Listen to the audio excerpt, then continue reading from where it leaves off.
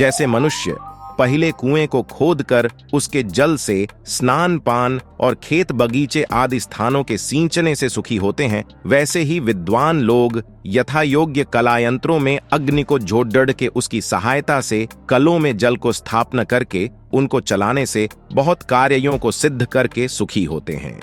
यह अग्नि, सूर्य और बिजली जो इसके प्रसिद्ध रूप हैं, सैकड़ों पदार्थों की शुद्धि करता है और पकने योग्य पदार्थों में हजारों पदार्थों को अपने वेग से पकाता है। जैसे जल नीची जगह को जाता है, वैसे ही यह अग्नि ऊपर को जाता है।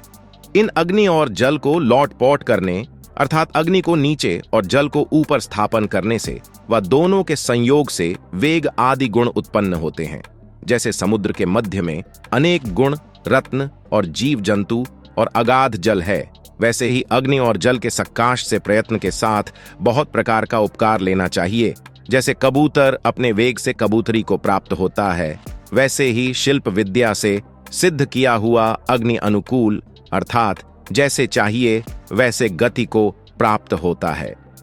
मनुष्य इस विद्या को उपदेश व श्रवण से पा सकते हैं। हम लोगों को सबका स्वामी, जो कि वेदों से परिपूर्ण विज्ञानरत ऐश्वर्य या युक्त और यथा योग्य न्याय करने वाला सभाध्यक्ष व सेनापति विद्वान है, उसी को न्यायाधीश मानना चाहिए। सत्य प्रचार के विचारशील पुरुषों को योग्य है कि जो अपने आत्मा में अंतर्यामी जगदीश्वर है, उसकी आज्ञा से सभापति व सेनापति के साथ सत्य और मिथ्या करने और न करने योग्य कामों का निश्चय करना चाहिए।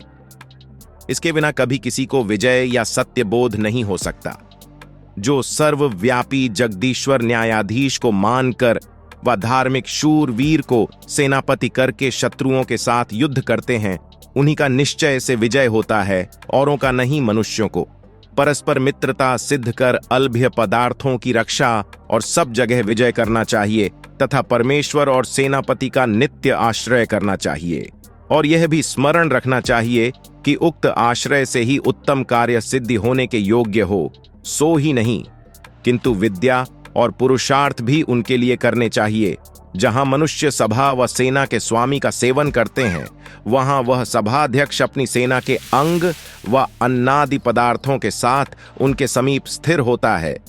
इसकी सहायता के बिना किसी को सत्य सुख व विजय नहीं होते हैं। ईश्वर मनुष्यों को उपदेश करता है कि हे मनुष्यों, तुमको औरों के लिए ऐसा उपदेश करना चाहिए कि जो अनादि कारण से अनेक प्रकार के कार्यों को उत्पन्न करता है तथा जिसकी उपासना पहले विद्वानों ने की व अब के करते और अगले करेंगे, उसी की उपासना नित्य करनी चाहिए।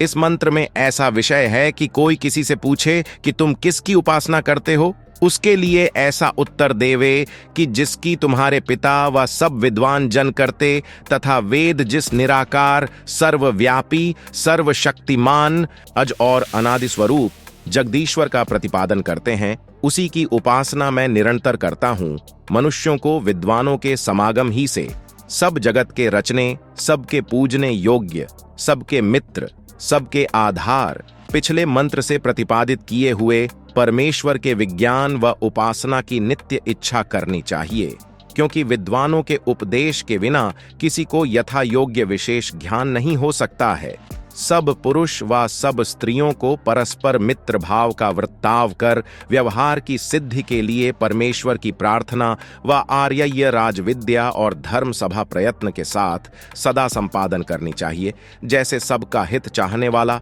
और सकल विद्या युक्त सभा सेनाध्यक्ष निरंतर प्रजा की रक्षा करे, वैसे ही प्रजा सेना के मनुष्यों को भी उसकी रक्षा की संभावना करनी चाहिए।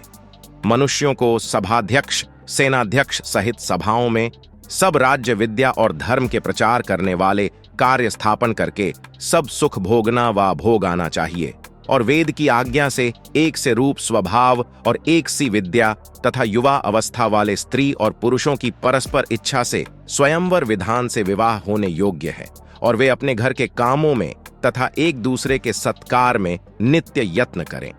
और वे ईश्वर की उपासना व उसकी आज्ञा तथा सत्पुरुषों की आज्ञा में सदा चित्त देवें। किंतु उक्त व्यवहार से विरुद्ध व्यवहार में कभी किसी पुरुष व स्त्री को क्षण भर भी रहना न चाहिए। जैसे पहियों की धुरी रथ को धारण करने वाली घूमती भी अपने ही में ठहरी सी रहती है,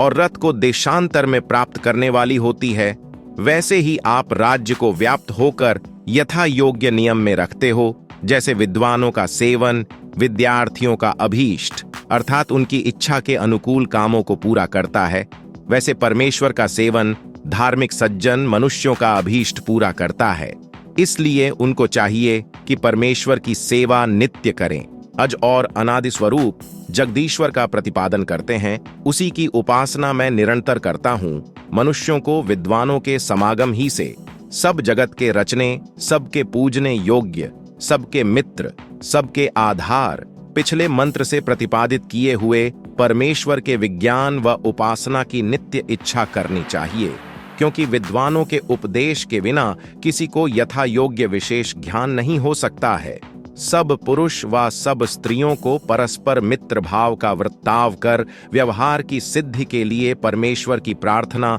व आर्यय्य राजविद्या और धर्म सभा प्रयत्न के साथ सदा संपादन करनी चाहिए, जैसे सबका हित चाहने वाला और सकल विद्या युक्त सभा सेनाध्यक्ष निरंतर प्रजा की रक्षा करे, वैसे ही प्रजा सेना के मनुष्यों को भी उसकी रक्षा की संभावना करनी चाहिए। मनुष्यों को सभाध्यक्ष सेनाध्यक्ष सहित सभाओं में सब राज्य विद्या और धर्म के प्रचार करने वाले कार्य स्थापन करके सब सुख भोगना व भोग आना चाहिए, और वेद की आज्ञा से एक से रूप स्वभाव और एक सी विद्या तथा युवा अवस्था वाले स्त्री और पुरुषों की परस्पर इच्छा से स्वयंवर विधान से विवाह होने योग्य है, और वे अपने घर के कामों में तथा एक दूसरे के सत्कार में नित्य यत्न करें, और वे ईश्वर की उपासना व उसकी आज्ञा तथा सत्पुरुषों की आज्ञा में सदा चित्त देवें। किंतु उक्त व्यवहार से विरुद्ध व्यवहार में कभी किसी पुरुष व स्त्री को क्षण भर भी रहना न चाहिए। जैसे पहियों की धुरी रथ को धारण करने वाली घूमती भी अपने ही में ठहरी सी रहती है और रथ को देशांतर में प्राप्त करने वाली होती है, वैसे ही आप राज्य को व्याप्त होकर यथा योग्य नियम में रखते हो, जैसे विद्वानों का सेवन विद्यार्थियों का अभीष्ट अर्थात उनकी इच्छा के अनुकूल कामों को पूरा करता है, वैसे परमेश्वर का सेवन धार्मिक सज्जन मनुष्यों का अभीष्ट पूरा करता है। इसलिए उनको चाहिए कि परमेश्वर की सेवा नित्य, जैसे जगदीश्वर सनातन कारण से चर और अचर कार्यों को उत्पन्न करके इन्हीं से सब जीवों को सुख देता है, वैसे सभा सेनापति न्यायाधीश लोग सब सभा सेना और न्याय के अंगों को सिद्ध कर सब प्रजा को निरंतर आनंद युक्त करते हैं। जैसे इससे और कोई संसार का रचने व कर्म फल का देने और ठीक न्याय से राज्य का पालन करने वाला नहीं हो सकता, वैसे वे भी सब कार्य करें। पूर्वोक्त अश्वी अर्थात सूर्य और पृथ्वी के गुणों से चलाया हुआ रथ शीघ्र गमन से भूमि जल और अंतरिक्ष में पदार्थों को प्राप्त करता है, इसलिए इसको शीघ्र साधना चाहिए। मनुष्यों की जो अग्नि वायु और जल युक्त कला यंत्रों से सिद्ध की हुई नाव हैं, वे निस्संदेह समुद्र के अंत को जल्दी पहुंचाती हैं। ऐसी ऐसी नावों के बिना अभीष्ट समय में चाहे हुए एक स्थान से दूसरे स्थान को जाना नहीं हो सकता है। शिल्पी विद्वानों को योग्य है कि जो शीघ्र जाने आने के लिए रथ बनाना चाहें तो उसके आगे एक एक कलायंत्रयुक्त चक्र तथा सब कलाओं के घूमने के लिए दूसरा चक्र नीचे भाग में रच के उसमें यंत्र के साथ जल और अग्नि आदि पदार्थों का प्रयोग करें। इस प्रकार रचा हुए यान भार सहित शिल्पी विद्वान लोगों को भूमि समुद्र और अंतरिक्ष मार्ग से सुखपूर्वक देशांतर को प्राप्त कराता है। कौन मनुष्य इस काल की सूक्ष्म गति जो व्यर्थ खोने के अयोग्य है उसको जाने, जो पुरुषार्थ के आरंभ का आदि समय प्रातः काल है, उसके निश्चय से प्रातः काल उठकर जब तक सोने का समय न हो एक भी क्षण व्यर्थ न खोवे। इस प्रकार समय के सार्थपण को जानते हुए मनुष्य सब काल सुख भोग सकते हैं, किंतु आलस्य करने वाले नहीं। जो मनुष्य भूत भविष्यत और वर्तमान काल का यथा योग्य उपयोग लेने को जानते हैं, उनके पुरुषार्थ से समीप व दूर के सब कार्य सिद्ध होते हैं। इससे किसी मनुष्य को कभी क्षण भर भी व्यर्थ काल खोना न चाहिए। जो मनुष्य कुछ भी व्यर्थ काल नहीं खोते, काल सब कामों की सिद्धि का करने वाला होता है। इस मंत्र में पिछले सूक्त के अनुषंगी इंद्र अश्वी और उषा समय के वर्णन से पिछले सूक्त के अनुषंगी अर्थों के साथ इस सूक्त के अर्थ की संगति जाननी चाहिए।